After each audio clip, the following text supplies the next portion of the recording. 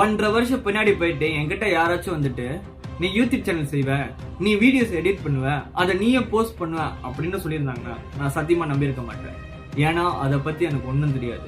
ஒரு நாள் ஒரு கனவு என் மனசாட்சியிலேருந்து வந்த வார்த்தையா இல்லை அந்த ஆண்டவன் சொன்ன வார்த்தையா எனக்கு தெரியாது. ஆனா ஒரு வார்த்தை சொல்லிச்சு, இந்த வேலையை நீ செய், யூடியூப் சேனலை செய் அப்படின்னு சொல்லி ஒரு கட்டளை. கண் முழிச்சு பார்த்து என்னது இது வித்தியாசமா இருக்க அப்படின்னு. சரி, இந்த கட்டளையா மனசுல ஏத்துக்கிட்டேன். அதுக்கப்புறம் அதுக்கு உண்டான வேலையை செய்ய ஆரம்பிச்சேன், கத்துக்க ஆரம்பிச்சேன்.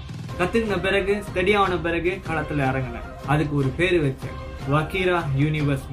அதுக்கப்புறம் என்னென்ன வீடியோஸ் பண்ண போறேன் அதுக்குன்னு ஒரு திட்டம் வச்சேன். 3 செக்மெண்ட்டை பிரிச்சேன். இன்னையோட 55 வீடியோஸ் போஸ்ட் பண்ணிட்டேன். ஒரு வருஷம் ஆச்சு ஜேர்னி.